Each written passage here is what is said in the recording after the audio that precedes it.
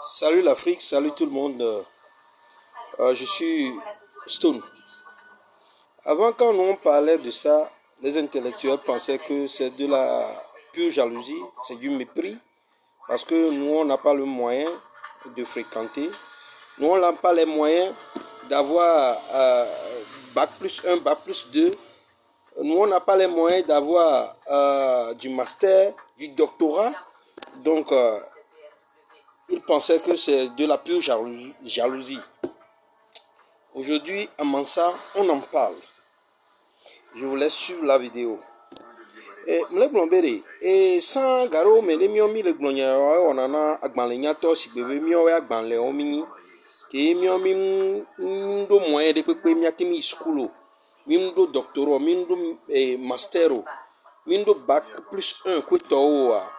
Là, bon, miatoya, elle est bébé jalousie, allo, à des fois, on a nos vies, voilà, ekbea intellectuel on ke le massa wa le gbonya on togbe kwa mada si mi be mi akpo video kwa ele vevere enya on togbe a o hiane mi afrika to be mi no si kwa puisque obona be mi o mi abe pegbe obona be enunya jido be ni kwa alors de kan pe ne yo ke mi be le pla le school ya mi be le copia me kwa wa or que cerveau ama ou na mi si ame kwa be ni mi de susu. Merci. Je vous laisse suivre la vidéo. À quoi sert l'école et l'université en Afrique? Si on veut être gentil, on va dire à rien. Mais comme à Mansa, nous n'avons pas pour ambition d'être gentils,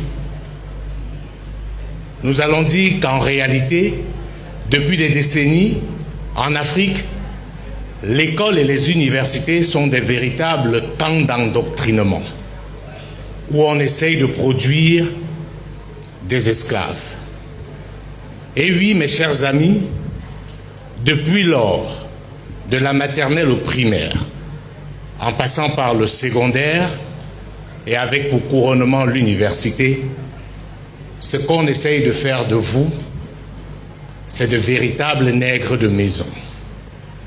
Pendant que les autres ont conduit leur système éducatif dans l'optique de questionner leur environnement et de le transformer, en Afrique, on nous apprend à imiter les autres, à réciter ce que les autres font. Et c'est pour cela que dans la plupart de nos États, dans la plupart de nos universités, on estime que vous êtes brillants quand vous pouvez reproduire à la lettre ce que les autres ont produit. Ce n'est pas un fait de hasard que même dans un domaine essentiel comme la philosophie, nos référents viennent d'ailleurs.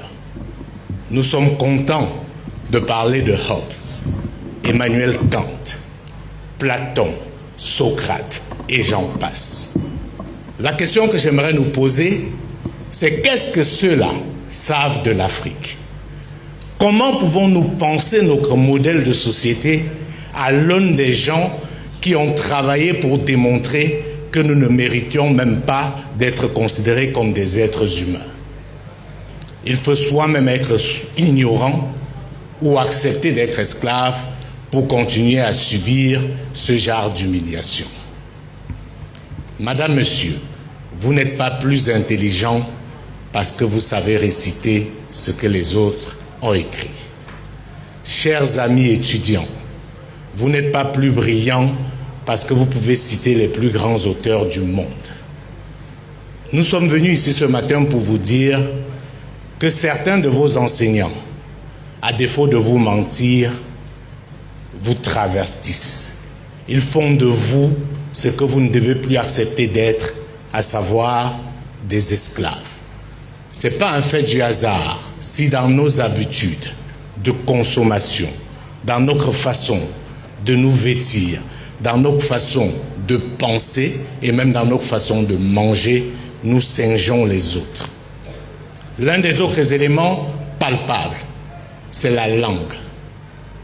On nous a fait croire qu'on était analphabète ou illettré parce qu'on ne savait parler ni le français ni l'anglais. Eh bien, nous sommes venus vous dire que vous pouvez être un parfait ignorant alors que vous maîtrisez bien ces langues internationales.